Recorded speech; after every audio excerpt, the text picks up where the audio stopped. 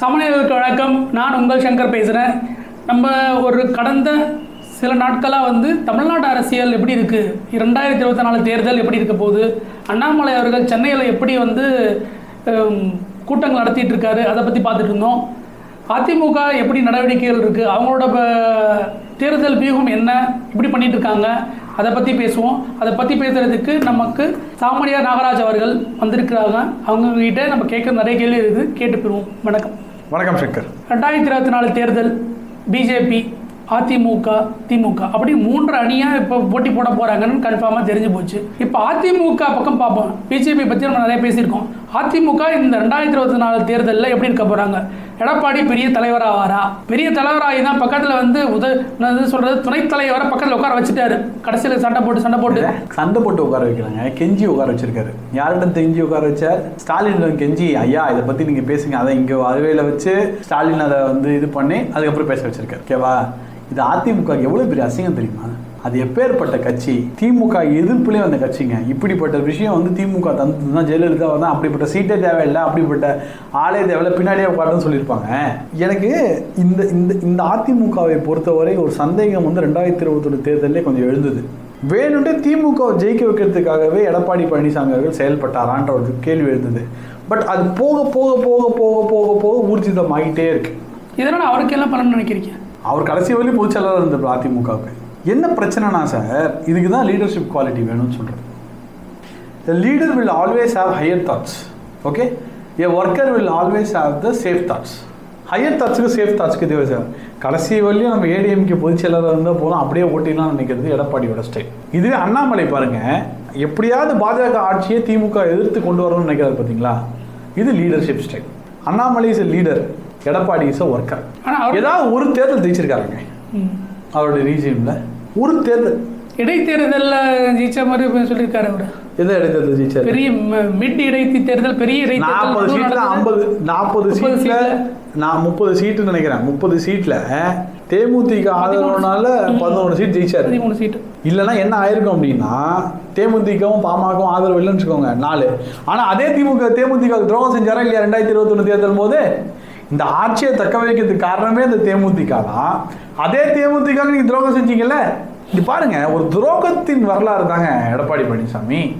முதல்ல யார் துரோகம் பண்ணார்? சசிகலாவுக்கு துரோகம் பண்ணார். சசிகலா தான் உங்களுக்கு தெரியும், அந்த வீடியோ எல்லாரும் பார்த்தோம். இப்படி குனிஞ்சு காலில் விழுந்தாரு, அவங்க காலை வாரி விட்டு போயிட்டார். நெக்ஸ்ட்டு டிடிவி தினகரன் பக்கத்துலேயே இருந்தார். அப்புறம் என்னாச்சு தெரியும், இந்த ஆட்சியை நின்று டிடிவியை காலி பண்ணார். அப்புறம் ஓபிஎஸ்ஸை சேர்த்துக்கிட்டார். ஓபிஎஸோட என்ன பண்ணார்? அவர் ஓபிஎஸ்ஸை காலி பண்ணார். இவங்களே சொல்லியிருக்காங்க இந்த ஆட்சி நீண்டதுக்கு நரேந்திர மோடி அவர்கள் தான் காரணம் அப்படின்னு சொல்லிட்டு. இப்போ அந்த மோடி இருந்த பாஜகவை கட்டி விட்டாங்க. ரைட்? ஒரு நிலையற்ற தன்மை உள்ள தலைவராக இருக்கிறார். அவர் தன்னை மாஸ் லீடர் அவரே நினச்சிக்கிறார். பட் ஆனால் அவர் மாஸ் லீடர் கிடையாது. இன்னைக்கு மதுரையை தாண்டினால் அதிமுகவுக்கு நிர்வாகிகள் இருக்காங்களான்ற கேள்வி இந்த இடத்துல இருக்கு. மதுரையை தாண்டினால் அதிமுகவுக்கு நிர்வாகி இருக்காங்களா இல்லையான்ற மிகப்பெரிய கேள்வி நிச்சயமாக இருக்கு. தென்காசி திருநெல்வேலியில் நம்ம ஆளுங்கெல்லாம் போகிறதுனால நான் சொல்கிறேன், அடிக்கிட்டு இப்போ கூட சபை நடந்துட்டு இருக்கு. எல்லாரும் சொல்கிற என்னதுன்னா அதிமுகன்ற கட்சி அந்த இடத்துல இல்லை. புளியந்தோப்பில் I can show you the image. இந்த இடத்துல நான் இதை சொல்ல வேண்டாம்னு நினச்சேன் இப்பேற்பட்ட இதுக்கு. பட் இவங்க எப்போ திமுகட்ட அடிபடிஞ்சாங்களோ அப்போவே இதை பேசி ஆகணும்னு நான் நினைக்கிறேன். இந்த டைரியில் கூட நோட் பண்ணியிருக்கேன். அந்த இடம் பேர் புளியந்தோப்புங்க. ஓகேங்களா? புளியந்தோப்பில் இந்த வீடியோ இருக்குது. இந்த வீடியோ நான் இதுலேயும் அட்டாச் பண்ணுறேன், இங்கேயும் காமிக்கிறேன். இங்கே நீங்கள் பாருங்கள், இந்த இடத்துல அதிமுக கொடி இருந்திருக்கு. இந்த இடத்துல அதிமுக கொடி இருந்திருக்கு. ஓகேவா? நடுவில் அந்த கொடி அகற்றப்பட்டு ஊர் மக்கள்லாம் சேர்ந்து துரத்திட்டாங்க.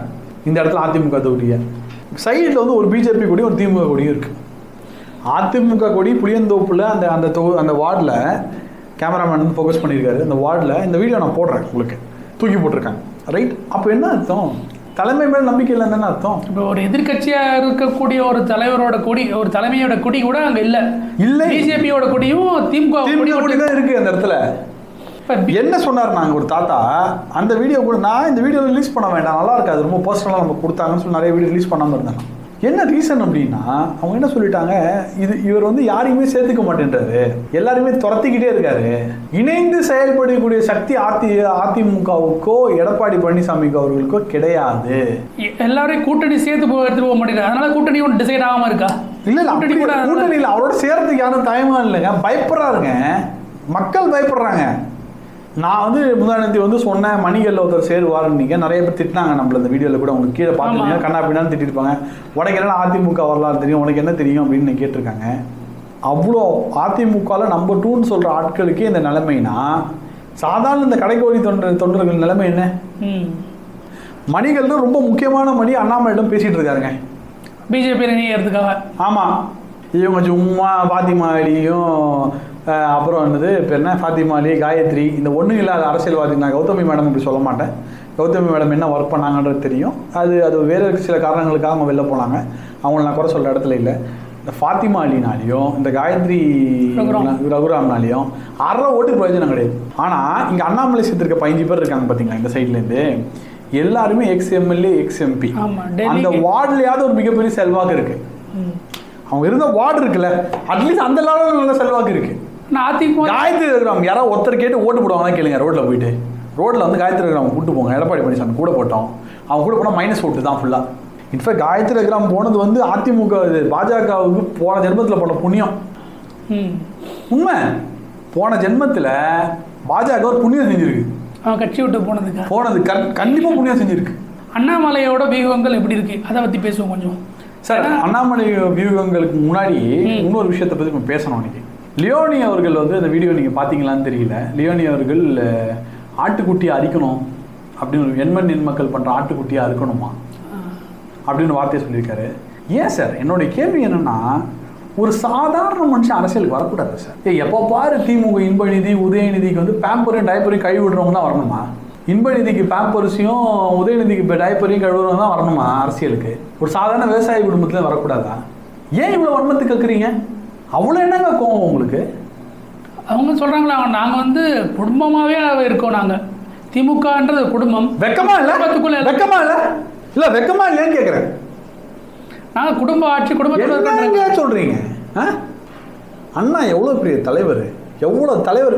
சரி, அண்ணாவோட கொள்கையில் நம்ம ஈடுபடுறோமா இல்லையான்றது நமக்கு அது வேறு விஷயம். பட் எவ்வளோ தலைவர்களை உருவாக்கியிருக்காரு பாருங்க. கலைஞர் எவ்வளோ தலைவரை உருவாக்கினா, ஸ்டாலின் எவ்வளோ தலைவரை உருவாக்குனாருன்னு நீங்கள் சொல்லுங்கள். நான் சொல்லட்டுமா? அன்பில் மகேஷ் பொய்யாமொழி, ஸ்டாலின் பீரியடில் தலைவரானவங்களாம் சொல்கிறேன். அன்பில் மகேஷ் பொய்யாமொழி, அதுக்கப்புறம் வந்து இந்த இவரோட பையன் பாலு, டிஆர் பாலு சாரோட பையன் ராஜா, டிஆர்பி ராஜா, இன்னொரு பையனும் சீட்டு கேட்டுட்டு இருக்காங்கன்ற மாதிரி சொல்கிறாங்க. எவ்வளோ உண்மைன்னு தெரியல. அதுக்கப்புறம் கதிர் ஆனந்த். சம்டைம்ஸ் வந்து அரசியல் வந்து இந்த பர்சனல் தாக்கத்தில் போகும்போதில் ரொம்ப ரொம்ப வலிக்குது. ஏண்டா ஒருத்தன் படிச்சிருக்கான், ஐஏஎஸ் படிச்சிருக்கான், நீ வாழ்க்கை ஃபுல்லாக லியோனி வந்து திமுக பூஜா தூக்கி பட்டிமன்றத்தை பண்ணி பெரிய ஆள் ஆகிட்டீங்க. உங்களை எதிர்த்தா வந்து உங்களுக்கு இது இல்லை. எனக்கு என்ன நினைக்கிறேன் அப்படின்னா, அண்ணாமலையோட ஜாதி வந்து இவங்களை உடுத்துதோன்னு நினைக்கிறேன். எடப்பாடியும் அதே அவர் தான் காலில் விழுந்துட்டாருங்க. அடிப்பணியும் அண்ணா திமுக அடிப்பணியும் திமுக ஆக்கிட்டாருங்க. அப்படி பார்த்தா அதிமுக இருந்து ஒருத்தர் திட்டுறாரு. ஆனா ஒண்ணு பாருங்க, எடப்பாடி அவர்களையும் இவங்க என்ன விமர்சனம் பண்ணாங்க ஞாபகம் இருக்கா? எலெக்ஷன் நேரத்தில் அம்மாவை வச்சு ஒரு விமர்சனம் பண்ணாங்க ஞாபகம் இருக்கா உங்களுக்கு? அதுக்கு வெக்கமான ரோசம் இருந்தா பண்ணிருக்க மாட்டாங்க இந்த செயலை. அது இருந்தா தானே, அதெல்லாம் இல்லையே உங்களுக்கு தான். அதே மாதிரி தான் அதிமுக இருந்து ஒருத்தர் வந்து அது மாதிரி ஒரு வார்த்தைகள் சொல்லியிருக்காரு. இவரை பார்த்து அண்ணாமலை அவரோட லேகி விற்கிறாரு அவரு. அதான் போட்டு வெளுத்தாச்சு லேகியம். நான் சொல்றேன், அண்ணாமலை லேகியம்ன்றது மருந்து தாங்க. அழகான லேகியம் என்றது மருந்து. திமுக அதிமுக என்ற கேன்சர் லேகியத்துக்கு, அரசியல் கேன்சருக்கு அண்ணாமலை என்பதுதான் மருந்து. அதுக்கு அதுதான் பதில். கரெக்டா? வேற என்ன சொல்ல முடியும்? அது அருமையான பதில். ஆட்டுக்குட்டி, அதான் ஆட்டுக்குட்டி வெட்டிடுவேன், பொலி போட்டுருவேன். யார் இவங்க சொல்றதுக்கு? எனக்கு அதெல்லாம் என்னன்னா, இவங்க வந்து எளியவர்களுக்காக போராடுறேன், வலியவர்களுக்காக போராடுறேன், இவங்களுக்காக போராடுறேன், அவங்களுக்காக போராடுறேன்னு. ஒரு சாதாரண விவசாய குடும்பத்திலிருந்து ஒருத்தர் ஐஏஎஸ் படிச்சு ஐபிஎஸ் படிச்சு வரும்போது உங்களுக்கு வந்து உறுத்துது.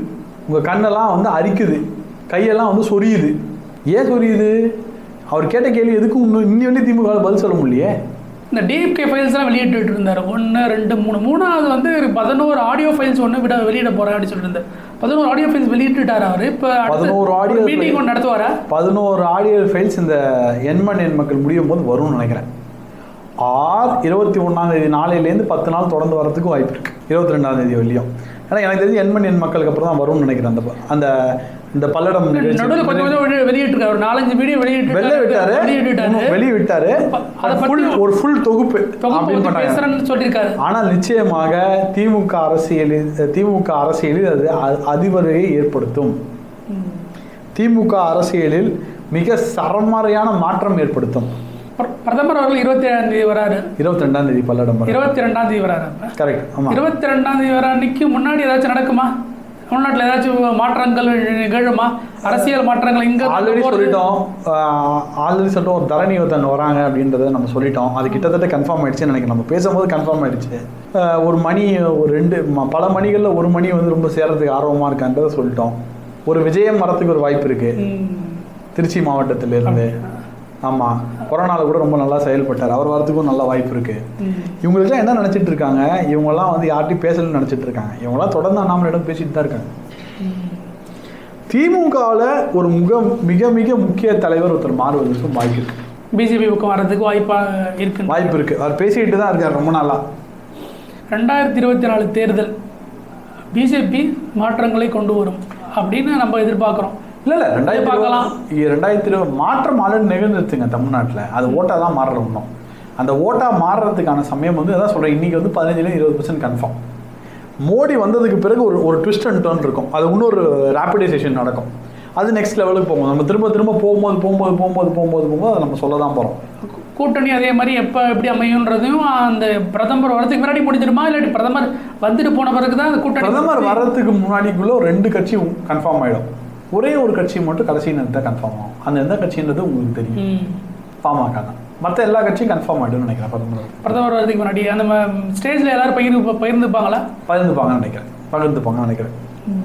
எடப்பாடி எப்படிப்பட்ட தலைவராக இப்பயும் இருக்காரு. இப்பயும் அவர் நீங்கள் என்னதான் நம்ம பேசினாலும் எடப்பாடின்றவர் எதிர்கட்சி தலைவர்.